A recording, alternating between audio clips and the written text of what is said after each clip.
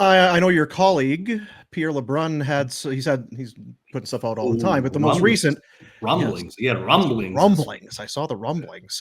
Marty Natchez, but I want to start with Jacob Markstrom. That the New Jersey Calgary thing has rekindled, if it ever went away for a little bit, whatever you want to call it. Pierre is saying that Markstrom is still inclined to go to New Jersey if something were to happen. Does this? I guess it just feels like this was the fit all along. He did mention there's other teams that have gotten into the fray. Any idea who these other teams or thoughts on who they might be? Well, I can't imagine the Toronto Maple Leafs haven't at least connected with Calgary on Markstrom. They know that they need a more consistent level of goaltending. And that probably is more to do with Joseph Woll's bad luck and his inability to stay healthy. So they need a guy who can put in 50 games.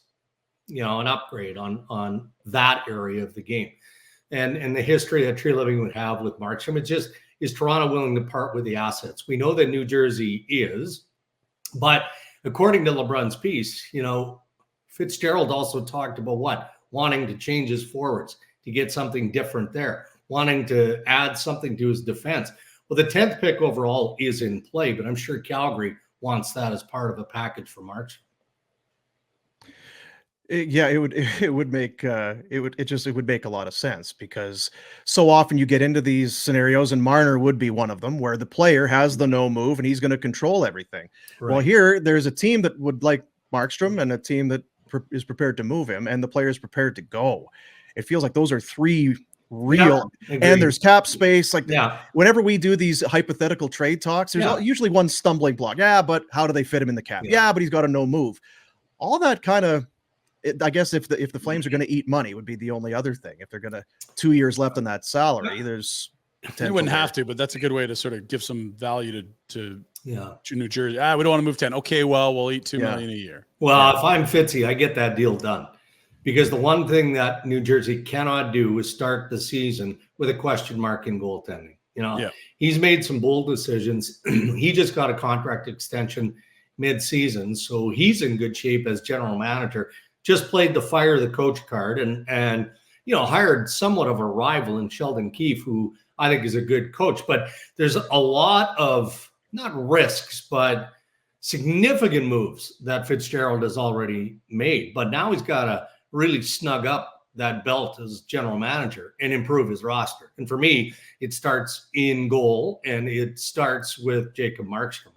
I'd be surprised if they don't find a way to get that. So if we talked about this other day, if the framework in play is number 10 to the Flames and Markstrom to the Devils, and we got to figure out some other stuff. Yeah. Who's saying I need more?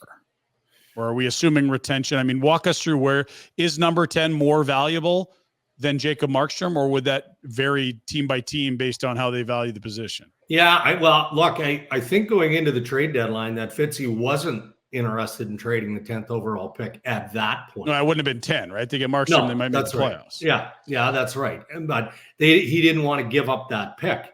And now he's publicly disclosing that he's willing to give up that pick. I'm not a draft guru, but I know this class, I would say, fairly well. You're getting a hell of a player, 10th overall. I mean, you never know what the long run is. I mean, you're talking 3, 4, 5 years, before you get that NHL established player. But I mean, if I'm Fitzy and the 10th pick overall is required to get Markstrom, then I'm probably asking for a little retention.